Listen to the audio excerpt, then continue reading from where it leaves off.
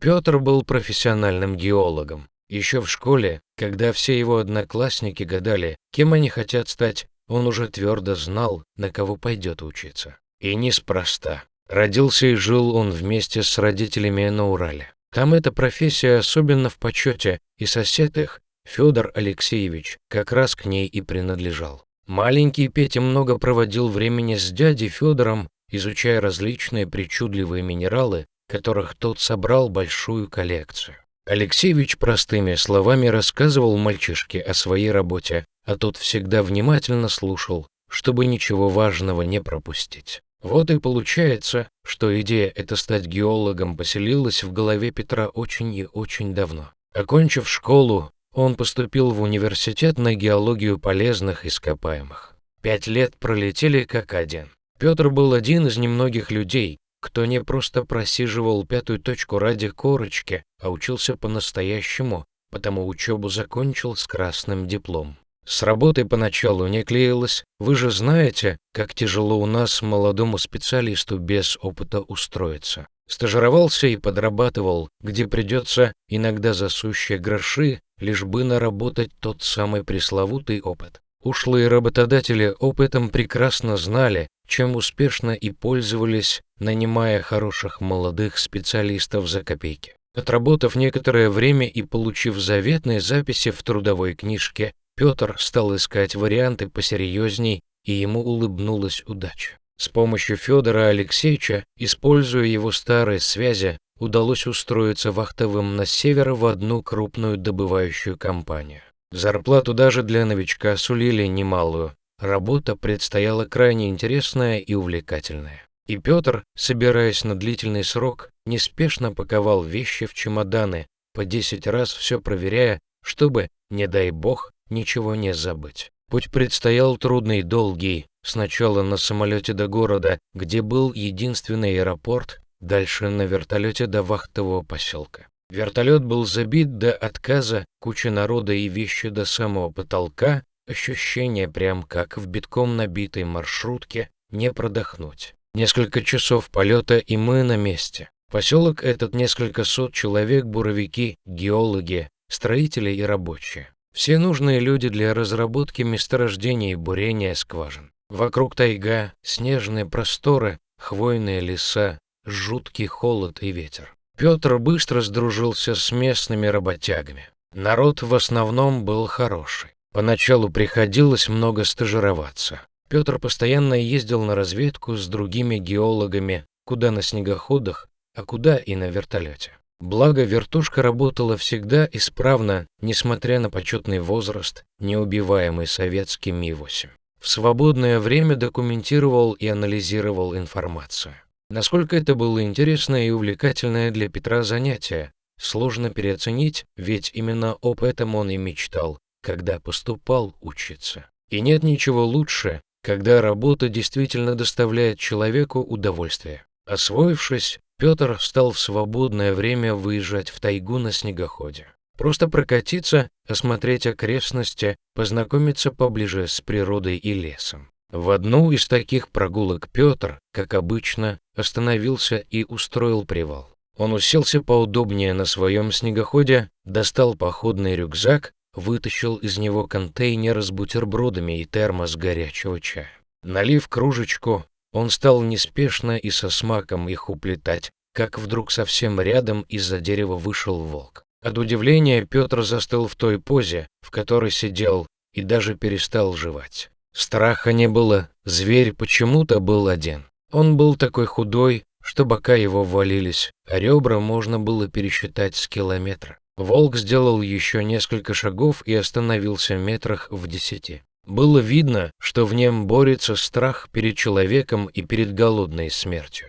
«На, держи», — сказал Петр и бросил волку бутерброд с колбасой. Тот, осторожно не отрывая глаз от геолога, сделал еще шажок, понюхал бутерброд и мигом проглотил его, даже не прожевав. «Тихо, не торопись, у меня еще для тебя есть», — бормотал мужчина, бросая очередной бутерброд. Благо, взял он их много, запасом, так сказать. Так и скормил Петр весь свой тормозок истощенному зверю. Все, дружок, к сожалению, больше у меня нет». Волк подождал еще пару минут, медленно развернулся и ушел восвоясь. Вернувшись в поселок, Петр не переставал думать об этой встрече. Он страшно переживал о судьбе зверя и долго не мог уснуть той ночью, так сильно впечатлили его эти события. Не находя себе места, на следующий день решил снова наведаться на то самое место, чем черт не шутит. Тем более погода была нелетная, и на этот день все отменили.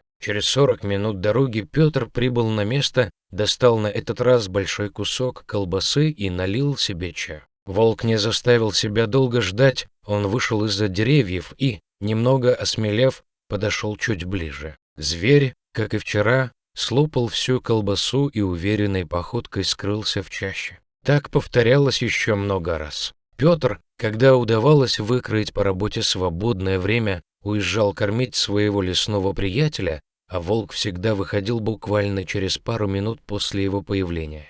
Такое ощущение, что он обитал где-то неподалеку, а то и вовсе никуда не уходил. С каждым днем он все больше поправлялся, набирал вес и становился похожим на нормальное здоровое животное. А также он все сильнее начинал доверять человеку, каждый раз подходя чуточку ближе, но до прямого контакта все равно не доходило, инстинкт ему не позволял. Когда вахта подходила к концу, Петр рассказал нескольким своим товарищам об этой ситуации, пытался даже попросить помочь прикормить животинку, но одни просто отмахивались, другие крутили пальцем у виска. Уезжал он в тревожных чувствах, так как переживал о судьбе волка. Хоть тот и откормился и окреп, но как он будет дальше? Выживет ли в одиночку? Да и ждать наверняка будет, как раньше, но никто не придет. Спустя несколько месяцев отпуска Петр вернулся на вахту в тот же самый поселок. Работа была еще выше крыши, и разработка была в самом разгаре. Во время отпуска он постоянно думал о волке, жив ли тот, здоров, и, конечно, по приезду первым делом решил проведать свое место, и как только удалось выкроить свободную минутку, двинулся в путь. Но там его ждало разочарование, спустя час никто так и не появился, да и спустя 2. В голове закрутились мысли: погибла, наверное, животинка, а может и ушел. «Надеюсь, что ушел», — подумал Петр. Подождав еще немного, он тяжело вздохнул и решил возвращаться назад. Собрав вещи и заведя снегоход, он помчался в сторону поселка. Петр ехал быстро, торопился, он припозднился в этот раз, и нужно было успеть доехать. До поселка оставалось совсем ничего, усиливалась метель, видимость начала резко падать. Геолог ехал слишком быстро, он даже не успел ничего понять. Резкий рывок рулем, удар и темнота. Очнулся, лежа на снегу, в нескольких метрах лежал на боку разбитый об дерево снегоход. Петр пытался встать, но осознал, что не может пошевелиться, жуткая боль пронзала спину, ноги и руки. Он понял, что у него множественные переломы. Петр собрал всю волю в кулак и пытался ползти, но тело предательски отказывалось слушаться. Ну вот и все пронеслось в голове. Мороз стоит такой, что когда его хватится, будет уже поздно, хоть до поселка и рукой подать. Петр лежал и плакал от бессилия, и слезы замерзали на его щеках. Вдруг он услышал шаги, но шаги не человеческие, звериные. Он хотел повернуть голову, чтобы посмотреть, кто к нему приближается, но не смог. Он почувствовал, что кто-то схватил его за воротник и волоком тащит по снегу. Петру было очень больно, он страшно стонал, но терпел как только мог. Кто-то тащил его, изредка останавливаясь передохнуть. Внезапно зверь остановился, Петр уже сильно замерз и начал засыпать холодным сном. Собрав последние силы и открыв глаза, он увидел, что лежит на дороге, и впереди уже видны огни поселка. Спасение было так близко. И в этот момент раздался страшный волчий вой. Тогда мужчина наконец понял, кто так самоотверженно пытался его спасти. На этот истошный звериный крик все повыскакивали из своих жилищ. Люди, заметив волка и силуэт на снегу, поспешили туда, но прежде чем они успели добежать, зверь скрылся в тайге. Петр выжил, на вертолете его доставили в ближайший госпиталь. Год реабилитации, Фактически учился ходить заново. Но то, что сделал для него волк, которого он спас от голодной смерти, он будет помнить на всю оставшуюся жизнь.